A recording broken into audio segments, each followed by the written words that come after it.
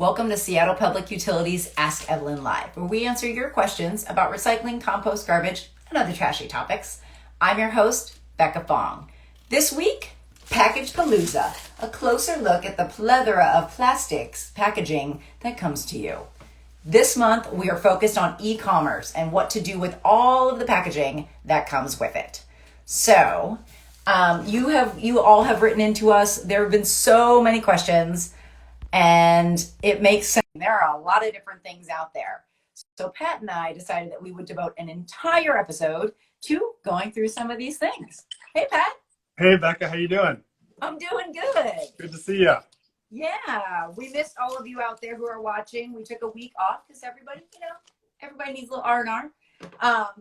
But we're really excited to be back, kicking off e-commerce month with you guys with a plastics package palooza. So, Pat, we get questions like this all the time. Constantly. And plastics are the biggest kind of question mark, I would say, out there for recycling Q&A. It's a big deal. Absolutely. And please, keep them coming, folks, because there is, not only is there a lot out there, it's super confusing, and there's new stuff on the market all the time. Like Pat and I just got a question today or yesterday from customers about some new packaging that we hadn't encountered before either. So keep us in the loop, folks. We're here to help. All right. So Pat, I know you've got some samples of different kinds of packaging. I've got some. Let's start with the most ubiquitous one. We have the bubble mailer, right?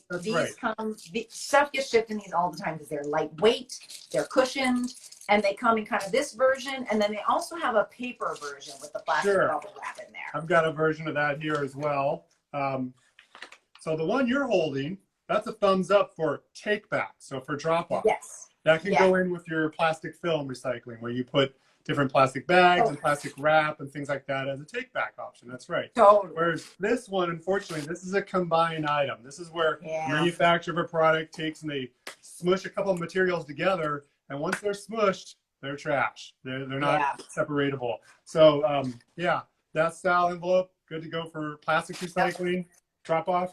But this one is a garbage item. Totally. Yeah. So we see a lot of those. There's also another paper version that has these cellulose fibers in the middle, and that one is acceptable in curbside. So we've checked in with our partners who run the MRFs, and they said that is an acceptable item. So you will see that in the mix. I just don't happen to have one. So if you're buying them to ship something like a gift to a relative or something, buy that paper fill, the cushy kind of envelope that's filled with fiber, not plastic. Totally. I also, a quick plug, I have totally used these to send other things to people. So reuse. I mean, those of you watching, we love another use. That's right. All right. Another thing that I had was, here is one that really kind of covers a lot of stuff that we get, right? Yeah. So I got these headphones, right? And so there's all kinds of different stuff in here, right? So we'll take it piece by piece, right? So we've got this kind of plastic thin film tray. Yes. Right? Right. And so, I mean, Pat, what do you say on this? I say no go on that. I mean, that's not the rigid type of plastic. It's very flat because those corners are not. It's going to get flat. So one of the guidelines you provide, which you have those top three things, is sortability is one of the main things. When it gets to the recycle center, it has to be able to be sorted separately from the other materials in a mechanical / sort station person manner. And that item is just going to find itself mixed in with the cardboard and paper so thin. So the shape of the item is important. And I know that's not exactly obvious. This is one of those things where you have certain manufactured packaging that is very problematic and confusing. But for that one you're showing me, I would say that piece is not recyclable. Yeah, it gets so flat here, people. Yeah. And it's like, as it's getting tumbled through. Okay, so let's keep going. So I've got this little cardboard sleeve. So paper. We just put that in the paper, put that in the recycling. Right on. This is probably the most confusing piece. So this is a plastic molded tray. I have some headphones coming here. Yeah. What do you think, Pat? Well, this one to me, can you turn it sideways so I can see how deep it is? Yeah, it's deep. That's going to be similar to a small food container, right? That has some dimension to it. Yeah. The flat pieces are a challenge. But that's going to hold its own on the sort line. It's going to be sortable, and it's going to tumble differently, and it's not going to fall in between, cardboard and such, in my opinion. So I think that's an okay one. It's a rigid plastic recyclable item. Yeah. Cool. Again, our rigid plastic guidelines are, that's pretty much the guideline, rigid plastic. So rigid plastic. We are, yeah, exactly. The shape, the size and whatnot is part of the guideline, but we don't go by the numbers. So don't need to be looking at the numbers to figure this out. That doesn't help us one way or the other. It's like how it's going to interact in the recycle center and whether it's sortable is what we're looking at. Totally. And then the last piece is cardboard tray. So this is totally recyclable. Yeah. I think one thing that will happen a lot is that folks will kind of keep all of these pieces together, and that just kind of blows the whole thing. So I know it takes just a little bit of time, and I know time is precious. I get that. But if you can sort these pieces apart, you do have some things that are very recyclable. So just take a little minute, get those things apart. But this stuff is confusing. You know, this is tough. And it's always good to take time to recycle too. So let's just keep that as a top priority. It's worth it. All right, Pat, you had a couple of packages too. How about the other ubiquitous item of what we call the biz blister packs? The blister pack. So yeah, those are tough. I mean, blister pack kind of falls into everything from like stuff packaged around batteries or light bulbs or like action figures or you know, I think there was like, I saw at the store, there was like a pair of scissors in the plastic thing, you know, where the scissors are shaped onto it. Yeah. So all of those things go in the garbage. So the plastic part, we don't, you know, it's not like the battery stuff. It's pretty small. So it's going to get flattened and probably sorted with the paper. Yeah. And then that other stuff, it doesn't hold its shape all that well as far as 3 dimensions. No, it can end up pretty similar to kind of this stuff where it was 3-dimensional. Especially when you get to the smaller ones. Yeah, especially these guys. You know, it's not. But this part, totally good to go. I mean, it's cardboard. And once you get the garbage off of it, this is a good recyclable item here. Our MRFs will be happy to get this paperboard. So there you go there. Absolutely. All right. So I had a couple of other kind of the small things that come in stuff. So there's like the packing slips, right? We get a lot of questions about paper, you know, receipts, packing slips, stuff like this. Right. This is kind of hard to see. It is like straight up like a plastic packer. Yeah. Plasticized paper and a label. Yeah. So that whole business. No dice. Trash. Yeah. We don't. Yeah.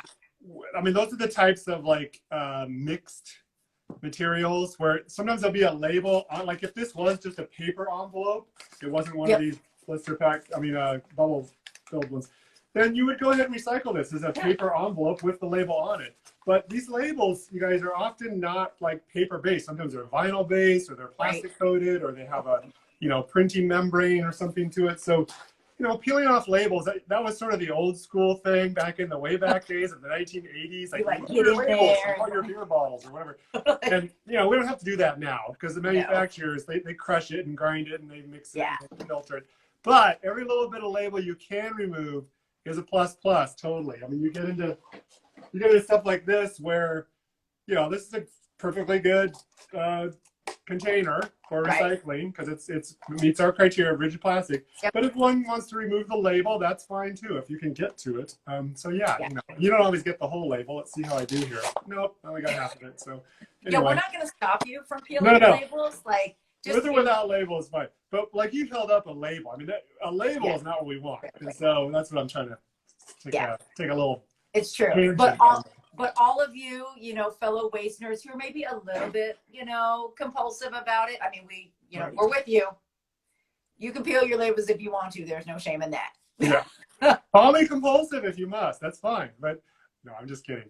The label removal is a you know, a plus action. We're all for it. Cool. Okay. I had a couple of other ones that were kind of interesting. So there were I got 3 different kinds of plastic bags, right? So the first one I got here, it had like the little headphone ear things in it. Okay. So it's pretty big. You know, it's bigger than my hand. Yeah. It's got all these symbols on it. You know, it's got a Ziploc at the top. Yeah. So this cannot go in your curbside bin because it's too flexible. We don't take plastic film. But Pat, there are some options, right? That's right. That's a take-back item. That, like all Ziploc bags, right? All of the classic Ziplocs. If they're clean, and often, you know, you buy headphones, that's going to be a clean baggie. So that's totally fine to go with your newspaper bag, your dry cleaning bag, your shrink wrap, your case wrap, right? Totally. This kind of plastic, totally okay to mix in with that drop-off program. Cool. So really encourage that. Yeah, that's the kind of thing. The wrapper that comes around your toilet paper, your toilet tissue, Totally. that kind of plastic wrap is a thumbs up for this kind of commingled mixed plastic film recycling on a drop-off program, not a blue bin item. Yeah, never goes in your cart, right. your recycle cart or dumpster at home. Same thing with this little plastic baggie. These guys are clean. Yep. More headphone stuff. It's amazing how much plastic baggies come with headphones. The other one though is this guy. So it's got this like it's a Ziploc. It's metal. It's got this. Are those like, also headphones? How many headphones are you buying here, Becca? Well, this is a phone protector because okay. I'm hard on phones. So, but yeah. So it has this. It's got the metal. It's got the Ziploc. It had a little paper insert. So I take that out for sure. Recycle that. But you know, for something like this, I think a lot of folks get confused as to if this, which is clean, I know, in a phone case, you know, they're like, can I put this in my plastic film take back bag?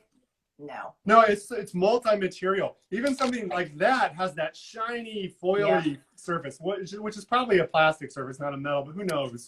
The point is, there could be a half dozen different layers of material in that one product. It functions like a Ziploc. It has that zipper top, but that doesn't mean it's Ziploc, right?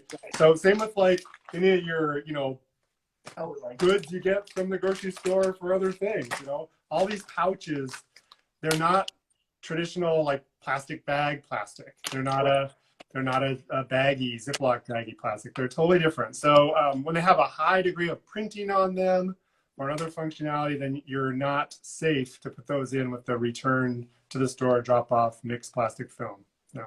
Totally. Yeah. So I did have one final one, Pat, yes. And it was just because it seems like a lot of stuff that comes in the mail is mainly going into the trash.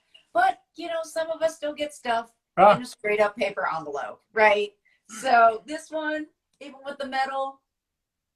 Yeah, the metal is fine. I mean, in the place of envelopes, I don't think I have something ready to show and tell. But the windowed envelopes, we still get the question about windowed envelopes, which is cute. But it's fine.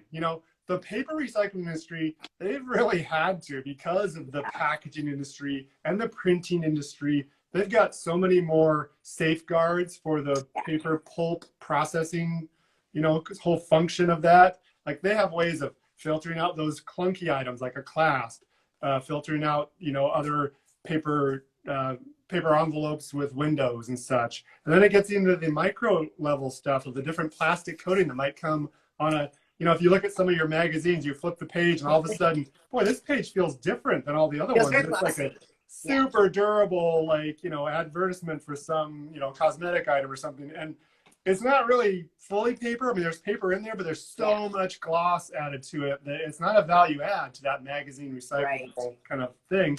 But again, the pulping industry has to kind of machine that down and figure out how to filter it out. So there's more, I would say, in both plastics and paper, there's the allowance of labels and windows and things. But the more we can do, like when I have my pasta box that has a little window in it, I take the little window out, that just makes it a clean piece of paper then. So there's stuff we can all do as recyclers to kind of upgrade the commodity a little bit before it gets in the blue cart. Exactly. I claim compulsive, you claim conscientious. It's all good. It's all good. All right, folks. Well, as a quick recap, so thank you guys for sending all your questions. And again, seriously, keep them coming because there's always new stuff on the market. This stuff is super confusing and we love hearing from you. But really quick recap on the PackagePalooza that we covered today. So we've got these things can go in your bag for your take back drop off. And we're gonna have a link in the show notes in plastic film recycling. It's your bubble mailers, your clean Ziplocs, and then your kind of clean pouches. Go ahead, throw those babies in with, Pat's case wrap. Case wrap. Put all that stuff in a bag and take it to one of the locations. The other thing we had is there is still quite a bit of stuff that's recyclable. You got to make sure you take it apart. We've got kind of the cardboard and paper inserts that come with stuff. Good old fashioned paper envelope. Make sure you take the tray out. Rigid plastics, good to go. Rigid plastics bigger than 3 inches, good to go. And then your straight up cardboard trays, recyclable, curbside. Exactly. And then we do have some stuff that's just got to go in the trash. And a lot of it, this one It's the sortability. This is a rigid plastic, but it will get flattened. And then this one just has too many different kinds of plastic to go to the take back. So there we have it, folks. And then, of course, when in doubt, find out. We're going to have a link, of course, to our favorite, the Where Does It Go tool, because you can look up probably almost thousands of items at this point. So, and that tool is getting better and better. We just installed a feedback form. So if you don't find what you're looking for on there, drop us a note in the form and we'll make sure to add it to the tool. So I love hearing from you. Please send us those notes. Absolutely. All right, folks, that's another show. And we are so happy to all of you who joined us and all of us who have watched afterwards as well. And we will see you next week for another episode. And with that, I'm Becca Fong, and life's simpler with less stuff. I'm Pat Kaufman. Remember to recycle right. We'll see you next time. All right. See you next week. Bye.